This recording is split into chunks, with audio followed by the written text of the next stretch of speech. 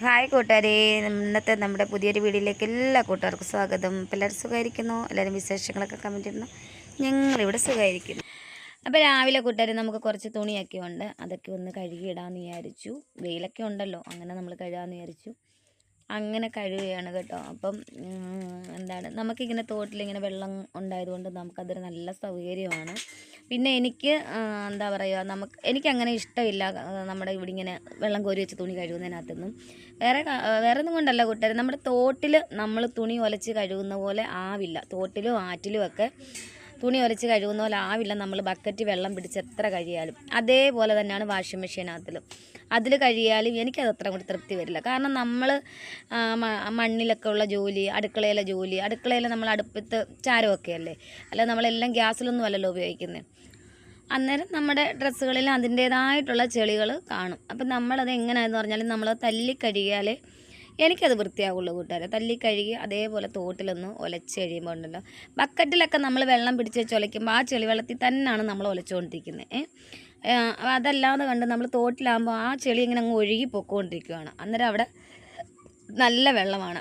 എനിക്കത് ഭയങ്കര ഇഷ്ടമാണ്. അപ്പം നമ്മൾക്ക് തോട്ടിൽ വെള്ളം വറ്റുമ്പോഴോ അല്ലെങ്കിൽ തോട്ടിൽ വെള്ളം വറ്റുന്ന സമയത്ത് നമ്മൾ നമ്മുടെ ബക്കറ്റിൽ തന്നെ നമ്മൾ കിണറ്റിൽ നിന്ന് വെള്ളം കോരി നമ്മൾ തുണി കഴുകും. അത് ഞാൻ എന്തോരം താമസമാണെന്ന് എനിക്കറിയാമോ.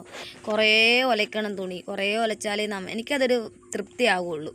അങ്ങനെ കുറേ ഒലച്ചിട്ടാണ്, എനിക്കതങ്ങനെ വലിയ താല്പര്യമില്ല കേട്ടോ. അപ്പോൾ ഞാൻ രാവിലെ നമുക്ക് കഴുകാനുള്ള തുണികളും ഒക്കെ കഴുകി കുളിച്ച് വിളക്കൊക്കെ കത്തിക്കും. അപ്പം അന്നേരം നമ്മൾ ഈ തോട്ടിൽ കഴുകി എന്താ പറയുക, തുണി കഴുകി വൃത്തിയായിട്ട് എടുക്കുമ്പോൾ അതെനിക്കൊരു ഭയങ്കര ഇതാണ്.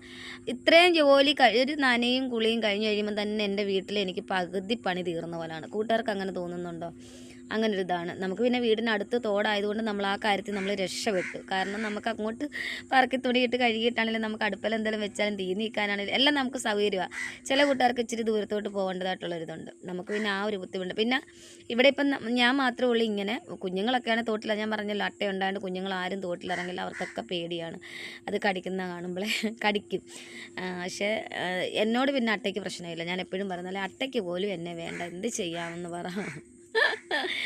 അങ്ങനെ അപ്പോൾ നമ്മളങ്ങനെ നമ്മുടെ തുണിയൊക്കെ തോട്ടിലിങ്ങനെ നല്ല തല്ലി കഴുകി നല്ല അടിച്ച് കഴുകി വൃത്തിയാക്കി. പിന്നെ ബെഡ്ഷീറ്റും കാര്യങ്ങളൊക്കെ ഞാൻ വാഷിംഗ് മെഷീനകത്തിൽ വൈകുന്നേരം സോപ്പ് പൊടിയൊക്കെ ഇട്ട് വെച്ചിട്ട് വെള്ളം ഒഴിച്ച് കുതിർത്തിട്ടിട്ട് രാവിലെ അതൊന്ന് മെഷീനകത്തിൽ കറക്കും. ഏട്ടനുണ്ടെങ്കിൽ ഏട്ടനത് രാവിലെ തന്നെ തോട്ടിലിട്ട് ഒലച്ച് അവിടെ കല്ലി വെക്കും. അപ്പം നമ്മളത് മെഷീനകത്തിട്ട് വെള്ളം പിഴിഞ്ഞ് കളയും. എനിക്ക് നനച്ചെന്ന് പറഞ്ഞാലും എനിക്ക് നമ്മൾ ബെഡ്ഷീറ്റിലൊന്നും അത്ര വലിയ ചെളികളൊന്നും ഇല്ലല്ലോ. അപ്പോൾ അത് നമ്മൾ ഞായറാഴ്ച മാറുകയും ചെയ്യും. അപ്പം അതിൽ വലിയ ചെളിയില്ല. അപ്പോൾ അത് തന്നെയല്ല ബെഡ്ഷീറ്റ് പൊക്കി നനയ്ക്കാനും നമുക്ക് പാടല്ലേ. അപ്പോൾ അങ്ങനെ പിന്നെ ഏട്ടനത് ഒലച്ചും കൂടെ തരും. എനിക്കത് തോട്ടിലിട്ട് തന്നെ ഒലയ്ക്കണം, എന്നാലേ അത് വൃത്തിയാകുമെന്നൊരു ഇതാണ് കേട്ടോ. അപ്പോൾ ഏട്ടനോട് പറയുന്നത് ഇതിത്തെ മെഷീനകത്ത് തന്നെ അങ്ങ് ഒലച്ചെടുത്താൽ പോരുന്നു. പക്ഷേ എനിക്കത് പറ്റില്ല. കാരണം തുണി നൂരുന്നില്ലല്ലോ കൂട്ടുകാരെ. തുണി അതിനകത്ത് ചുരുണ്ട് കിടന്നല്ലേ ഒലച്ചെടുക്കുന്നത്. തോട്ടിലെന്ന് പറഞ്ഞാൽ നമുക്ക് നല്ലപോലെ നൂർത്തിട്ട് ഒലച്ചെടുക്കാമല്ലോ. അതുകൊണ്ട് ഞാൻ പറയാം, വേണ്ട ഏട്ടാ അതിലോട്ടൊന്ന് ഒലച്ച് തന്നായിരുന്നു. അപ്പോൾ ഏട്ടൻ പോകുന്നതിന് മുമ്പാകുമ്പോൾ രാവിലെ അത് അത്രയും അങ്ങ് ചെയ്യിപ്പിക്കും. അപ്പോൾ പിന്നെ നമുക്ക് അഴയിലോട്ടിട്ട് തോർത്തി എടുക്കാമല്ലോ. അങ്ങനെയാണ് കേട്ടോ. കൂട്ടുകാരൊക്കെ എങ്ങനെയാണ്? മെഷീനകത്തൊക്കെ അത് അല്ലാതെയാണോ തുണി നനയൊക്കെ? തോടടുത്തുള്ളവരൊക്കെ തോട്ടി പോവില്ലേ? അല്ലാത്തവർക്ക് ഇപ്പം നമ്മൾ എന്ത് ചെയ്യാൻ പറ്റും? എനിക്കിപ്പോൾ സൗകര്യം ഇങ്ങനെ ഉണ്ടായത് കൊണ്ടാണ് ഞാനിങ്ങനെ. ഞാൻ അന്ന് വസ്തു ഇവിടെ മേടിക്കുന്ന സമയത്ത് ഈ തോട് കണ്ടപ്പോഴേ, അന്ന് തോടിന് ഇത്രയും വീതിയൊന്നുമില്ല, രണ്ട് സൈഡ് കാടായിട്ട് കിടക്കും. ഒരിത്തിരി കുഞ്ഞ് കൈത്തോട് പോലായിരുന്നു കേട്ടോ. പിന്നെ ഇത് JCBക്ക് ഒരു പ്രാവശ്യം പഞ്ചായത്തിൽ നിന്ന് എന്തോ ഇതായിട്ട് പണിയായിട്ട് വന്നാണ് തോടിന് ഇത്രയും വീതി കൂട്ടിയത്. അപ്പോൾ അന്ന് വന്ന സമയത്ത് ഞാൻ വഴിയല്ല നോക്കിയത്, തോടടുത്ത് കണ്ടപ്പോഴത്തേക്ക് മതിയല്ലോ എനിക്ക്. കാരണം കുഞ്ഞുങ്ങളുടെ അത്രയും പേരുടെ ഡ്രസ്സൊക്കെ ഡെയിലി കുറേ കാണുമല്ലോ കഴുകാൻ. അതായിട്ട് അങ്ങനെ നമുക്ക് ഇന്നും കൂണ് കിട്ടിയായിരുന്നു. അപ്പോൾ നമ്മൾ അതെല്ലാം അരിഞ്ഞ് ഒരു സവാള, പിന്നെ നമുക്ക് പച്ചമുളക് ഇല്ലായിരുന്നു കേട്ടോ. അപ്പോൾ ഒരു ഉണ്ടമുളക്, വെള്ളക്കാന്താരി, പഴുത്ത കാന്താരി, അങ്ങനെ ഇതെല്ലാം കൂടെ ഇട്ടിട്ടാണ് നമ്മളിനി മെഴുക്കുവരട്ടി ഉണ്ടാക്കാൻ പോകുക കേട്ടോ. കറി വെച്ചിരുന്ന വേറെ കറിയായിപ്പോൾ. അപ്പോൾ അതങ്ങനെ കഴിക്കാൻ പാടാണ്. പിള്ളേരെല്ലാം ഉണ്ടെങ്കിൽ നമുക്ക് അങ്ങനെ അങ്ങ് ശരിയാക്കാം. ഇതിപ്പോൾ പിള്ളേരെല്ലാം ഇല്ലാത്തതുകൊണ്ട് നമുക്ക് കുറച്ച് മതി. അപ്പം മെഴുക്കുവരട്ടി ആകുമ്പോൾ ഒതുങ്ങി കിട്ടുമല്ലോ, അതുകൊണ്ട് നമുക്കങ്ങ് മെഴുക്കുവരട്ടി. അപ്പം അങ്ങനെ വൈകുന്നേരം നമ്മുടെ ഏട്ടൻ ജോലി കഴിഞ്ഞ് വന്നപ്പം ഞങ്ങൾക്ക് പൊറോട്ടയും ബീഫ് കറിയും കൊണ്ടുവന്നു. എന്തോ ഒരു കൊതി പോലെ ഞാൻ ഏട്ടനടുത്ത് വൈകുന്നേരം വിളിച്ചപ്പം പറഞ്ഞു, ഏട്ടാ ഇതുപോലെ പൊറോട്ടയും ബീഫ് കറിയും വേണമെന്ന് പറഞ്ഞു. അങ്ങനെ വാങ്ങിച്ചുകൊണ്ട് വന്നു കേട്ടോ. അതേ ബീഫ് കറിയും പൊറോട്ടയും. പക്ഷേ 2 പൊറോട്ട എടുത്തെങ്കിലും 2 ഫുള്ളൊന്നും തിന്നില്ല കേട്ടോ. കൊച്ചുങ്ങൾ പറയുന്ന അഹങ്കാരം പറച്ചിൽ മാത്രമേ ഉള്ളൂ, പക്ഷെ തീറ്റയൊക്കെ കണക്ക് തന്നെ. അങ്ങനെ പൊറോട്ടയും ബീഫ് കറിയും കഴിച്ചു. താമത്തിയാ ഇതുപോലൊരു കള്ള തന്ത കഷ്ണം എടുത്ത് കൈയിട്ട് വരച്ചു അവിടെ അവിടെ കിടക്കട്ടെ അച്ചാച്ചി കത്താതെ. അപ്പോൾ അങ്ങനെ ദേ നമ്മൾ വൈകുന്നേരം വീട്ടിലോട്ട് പോകാൻ നേരത്ത് ഏട്ടൻ മോളെ നൈറ്റിന് കൊണ്ടുവിടാനും കൊണ്ട്. അപ്പോൾ ആ സമയത്ത് നമ്മൾ അങ്ങോട്ട് പോയി വയലിൽ നിന്ന് എടുത്ത ഫോട്ടോയാണ് കേട്ടോ. നല്ല രസമുണ്ട് കാണാനായിട്ട്. അങ്ങനെ നമ്മൾ കുടുംബ വീട്ടിൽ പോയി ഞാനും മൂത്ത മോനും മരുമോളുകളാണ് പോയത്. അമ്മ വന്നില്ലായിരുന്നു, അമ്മ അങ്ങനെ വരുന്നതേ ഉള്ളൂ. നമ്മൾ പറക്കിക്കൊണ്ടൊക്കെ നിന്നപ്പോൾ അമ്മ വന്നു. ഏട്ടനാണ് മോളെ കൊണ്ടുവിടാനെ കൊണ്ട് പോയേക്കുമായിരുന്നു കേട്ടോ.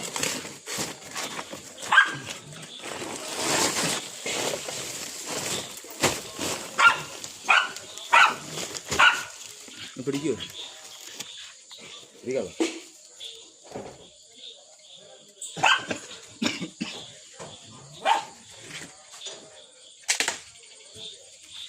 ഞായറാഴ്ച രാവിലെ വന്നു പറക്കിക്കൊണ്ട് പോവാം. ഈ ആഴ്ച ഞങ്ങൾ ഓച്ചൊക്കെ കാണാൻ പണ്ടിരിക്കും.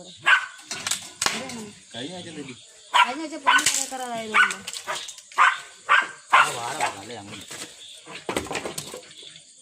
അപ്പനിവിടെ വിറവ് കൊണ്ട് വെച്ചിട്ടുണ്ട്.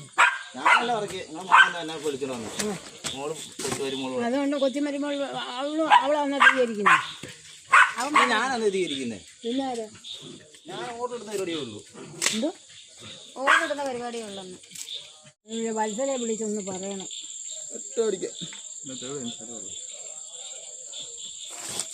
എന്നാലും അമ്മ എങ്ങനെ അമ്മയും വച്ചത്തില പോതോ? അമ്മ ഇല്ല, വത്സലെ പട്ടി കേൾപ്പിക്കാൻ, പട്ടിക്ക് തീറ്റ കൊടുക്കാൻ കഴിച്ചു വിടണ്ട പറഞ്ഞപ്പോൾ നമ്മൾ ചെയ്യാതിരിക്കുന്നു. അതെല്ലാം ചെറുതായിരിക്കുക.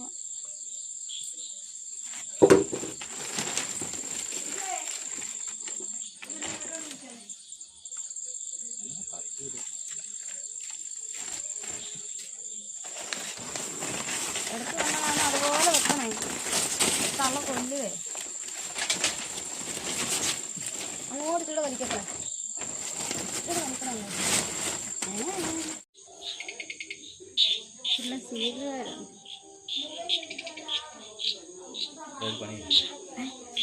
എവിടെ കിട്ടും?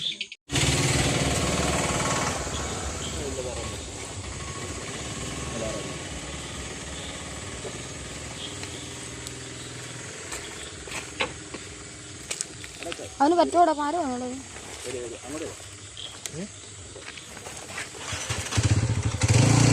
അതാണ് പോണോ നീ?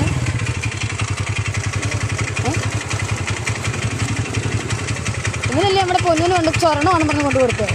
പൊന്നു ഇന്നടി ചൊരണം അവിടെ മടിക്കട്ടെ പിടിക്കോടാ. ഞാൻ പിടിക്കണോടാ. ഞാനതിന് ഓർത്തെ പൊന്നു ഇന്നടി നിനക്ക് ചൊരണം കണ്ടു വെച്ചതാളി മകളെ. എന്നാ ശരി.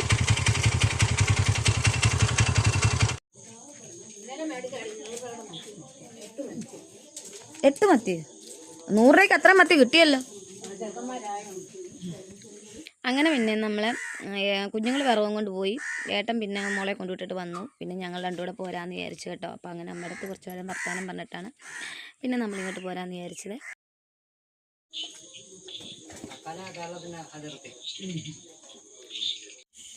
ചോറ്, മീൻകറി, മുറുക്ക്, പിന്നെ നമ്മുടെ കൂൺമെഴുക്കുരട്ടി, ഇത്രയാണ് നമ്മുടെ. അപ്പം നമ്മുടെ ഇന്നത്തെ അത്താഴം കണ്ടോ കൂട്ടുകാരെ, ഇത്രയാണ് കേട്ടോ. ഇന്ന് കറിയൊന്നും വെച്ചില്ല. അപ്പം ദേ ഏട്ടൻ മുറുക്ക് കൂട്ടിയാണ് കഴിക്കുന്നത് കേട്ടോ. അതെ, എന്താ രുചി എന്നറിയാവോ കൂട്ടുകാരെ. അപ്പോൾ ബായ് കൂട്ടുകാരെ. വീഡിയോ ഇഷ്ടമാണെങ്കിൽ കൂട്ടുകാരൊക്കെ കമൻറ്റ് ഇടണം കേട്ടോ.